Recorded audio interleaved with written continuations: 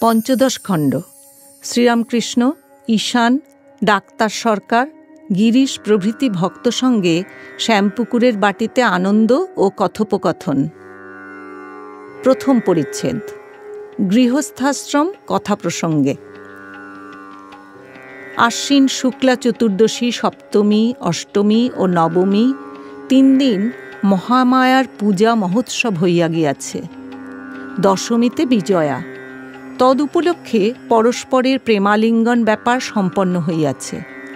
ভগবান শ্রীরামকৃষ্ণ ভক্ত সঙ্গে কলিকাতার অন্তর্বর্তী সেই শ্যামপুকুর নামক পল্লীতে বাস করিতেছেন। শরীরে কঠিন ব্যাধি, গলায় ক্যান্সার। বলরামের বাড়িতে যখন ছিলেন, কবিরাজ গঙ্গাপ্রসাদ দেখিতে আসিয়াছিলেন। তাহাকে ঠাকুর জিজ্ঞাসা করিয়াছিলেন, এ রোগ সাধ্য না অসাধ্য? কবিরাজ এ প্রশ্নের কোনো উত্তর দেন নাই, চুপ করিয়াছিলেন। ইংরাজ ডাক্তারেরাও রোগটি অসাধ্য এ কথার ইঙ্গিত করিয়াছিলেন। এক্ষণে ডাক্তার সরকার চিকিৎসা করিতেছেন। আজ বৃহস্পতিবার, 22 অক্টোবর 1885 খ্রিস্টাব্দ। শ্যামপুকুর স্থিত একটি দ্বিতল গৃহ মধ্যে শ্রীরামকৃষ্ণ, দুতলা ঘরের মধ্যে শয্যা রচনা হইয়াছে, তাহাতে উপবিষ্ট। ডাক্তার সরকার, শ্রীযুক্ত ঈশানচন্দ্র মুখোপাধ্যায় ও ভক্তেরা সম্মুখে এবং চারিদিকে সমাসীন। ঈশান বড় দানী, পেনশন লইয়াও দান করেন, ঋণ করিয়া দান করেন, আর সর্বদাই ঈশ্বর চিন্তায় থাকেন। পীড়া শুনিয়া তিনি দেখিতে আসিয়াছেন। ডাক্তার সরকার চিকিৎসা করিতে আসিয়া 6-7 ঘণ্টা করিয়া থাকেন। শ্রীরামকৃষ্ণকে সাতিশয় ভক্তি শ্রদ্ধা করেন ও ভক্তদের সহিত পরম আত্মীয়ের ন্যায় ব্যবহার করেন। রাত্রি প্রায় 7টা হইয়াছে। বাহিরে জ্যোৎস্না, পূর্ণাবয়ব নিশানাথ যেন চারিদিকে সুধা ঢালিয়াছেন। ভিতরে দীপালোক, ঘরে অনেক লোক। অনেকে মহাপুরুষ দর্শন করিতে আসিয়াছেন। সকলেই এক দৃষ্টে তাহার দিকে চাহিয়া রহিয়াছেন। শুনিবেন তিনি কি বলেন ও দেখিবেন তিনি কি করেন। ঈশানকে দেখিয়া ঠাকুর শ্রীরামকৃষ্ণ বলিতেছেন, যে সংসারী ঈশ্বরের পাদপদ্মে ভক্তি রেখে সংসার করে, সে ধন্য, সে বীরপুরুষ। যেমন কারো মাথায় 2 মণ বোঝা আছে, আর বর যাচ্ছে, মাথায় বোঝা, তবু সে বর দেখছে। খুব শক্তি না থাকলে হয় না। যেমন পাঁকাল মাছ পাঁকে থাকে, কিন্তু গায়ে একটুও পাঁক নাই। পানকৌটি জলে সর্বদা ডুব মারে, কিন্তু পাখা একবার ঝাড়া দিলেই আর গায়ে জল থাকে না। কিন্তু সংসারে নির্লিপ্তভাবে থাকতে গেলে কিছু সাধন করা চাই। দিন কতক নির্জনে থাকা দরকার। তা 1 বছর হোক, 6 মাস হোক, 3 মাস হোক বা 1 মাস হোক। সেই নির্জনে ঈশ্বর চিন্তা করতে হয়। সর্বদা তাঁকে ব্যাকুল হয়ে ভক্তির জন্য প্রার্থনা করতে হয়।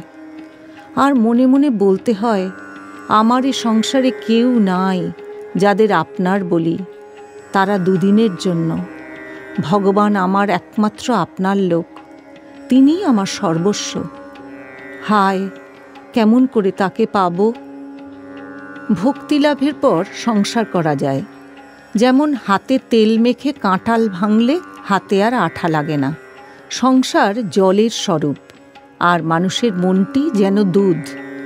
জলে যদি দুধ রাখতে যাও, দুধে জলে এক হয়ে যাবে। তাই নির্জন স্থানে দই পাততে হয়। দই পেতে মাখন তুলতে হয়। মাখন তুলে যদি জলে রাখো, তাহলে জলে মিশবে না, নির্লিপ্ত হয়ে ভাসতে থাকবে। ব্রহ্মজ্ঞানীরা আমায় বলেছিল, মহাশয়, আমাদের জনক রাজার মতো, তার মতো নির্লিপ্তভাবে আমরা সংসার করব। আমি বললুম, নির্লিপ্তভাবে সংসার করা বড় কঠিন। মুখে বললেই জনক রাজা হওয়া যায় না। জনক রাজা হেঁটমুণ্ড হয়ে ঊর্ধ্বপদ করে কত তপস্যা করেছিলেন। তোমাদের হেঁটমুণ্ড বা ঊর্ধ্বপদ হতে হবে না, কিন্তু সাধন চাই, নির্জনে বাস চাই। নির্জনে জ্ঞান লাভ, ভক্তি লাভ করে তবে গিয়ে সংসার করতে হয়। দই নির্জনে পাততে হয়, ঠেলা ঠেলি নাড়ানাড়ি করলে দই বসে না। জনক নির্লিপ্ত বলে তাঁর একটি নাম বিদেহ। কি না, দেহে দেহবুদ্ধি নাই। সংসারে থেকেও জীবনমুক্ত হয়ে বেড়াতেন, কিন্তু দেহবুদ্ধি যাওয়া অনেক দূরের কথা, খুব সাধন চাই। জনক ভারী বীরপুরুষ, দুখানা তরবার ঘুরাতেন, একখানা জ্ঞান, একখানা কর্ম। যদি বলো সংসার আশ্রমের জ্ঞানী আর সন্ন্যাস আশ্রমের জ্ঞানী এ দুয়ের তফাৎ আছে কিনা, তার উত্তর এই যে দুইই এক জিনিস। এটিও জ্ঞানী, উটিও জ্ঞানী, এক জিনিস। তবে সংসারে জ্ঞানীরও ভয় আছে। কামিনী কাঞ্চনের ভিতর থাকতে গেলেই একটু না একটু ভয় আছে। কাজলের ঘরে থাকতে গেলে যত শিয়ানাই হও না কেন, কালো দাগ একটু না একটু গায়ে লাগবেই। মাখন তুলে যদি নূতন হাঁড়িতে রাখো, মাখন নষ্ট হবার সম্ভাবনা থাকে না। যদি ঘোলের হাঁড়িতে রাখো, সন্দেহ হয়। সকলের হাস্য। খই যখন ভাজা হয়, 2-4টে খই খোলা থেকে টপ টপ করে লাফিয়ে পড়ে। সেগুলি যেন মল্লিকা ফুলের মতো, গায়ে একটু দাগ থাকে না। খোলার ওপর যেসব খই থাকে সেও বেশ খই, তবে অত ফুলের মতো হয় না, একটু গায়ে দাগ থাকে। সংসারত্যাগী সন্ন্যাসী যদি জ্ঞান লাভ করে, তবে ঠিক ওই মল্লিকা ফুলের মতো দাগ শূন্য হয়। আর জ্ঞানের পর সংসার খোলায় থাকলে একটু গায়ে লালচে দাগ হতে পারে। সকলের হাস্য। জনক রাজার সভায় একটি ভৈরবী এসেছিল। স্ত্রীলোক দেখে জনক রাজা হেঁট মুখ হয়ে চোখ নিচু করেছিলেন। ভৈরবী তাই দেখে বলেছিলেন, হে জনক, তোমার এখনো স্ত্রীলোক দেখে ভয়? পূর্ণজ্ঞান হলে 5 বছরের ছেলের স্বভাব হয়, তখন স্ত্রী পুরুষ বলে ভেদবুদ্ধি থাকে না। যাই হোক, যদিও সংসারের জ্ঞানীর গায়ে দাগ লাগতে পারে, সে দাগে কোনো ক্ষতি হয় না।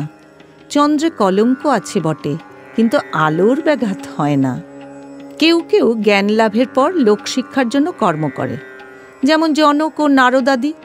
লোকশিক্ষার জন্য শক্তি থাকা চাই। ঋষিরা নিজের নিজের জ্ঞানের জন্য বিচরণ করে বেড়াতেন, তাঁরা বীর পুরুষ। হাবাতে কাঠ যখন ভেসে যায়, পাখি একটি বসলে ডুবে যায়, কিন্তু বাহাদুরি কাঠ যখন ভেসে যায়, তখন গরু, মানুষ, এমনকি হাতি পর্যন্ত তার উপর যেতে পারে।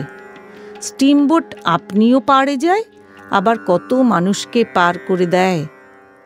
নারদাদি আচার্য বাহাদুরি কাঠের মতো, স্টিমবোটের মতো। কেউ খেয়ে গামছা দিয়ে মুখ মুছে বসে থাকে, পাছে কেউ টের পায়। সকলের হাস্য। আবার কেউ কেউ একটা আম পেলে কেটে একটু একটু সকলকে দেয়, আর আপনিও খায়। নারদাদি আচার্য সকলের মঙ্গলের জন্য জ্ঞান লাভের পরও ভক্তিলয়ে ছিলেন।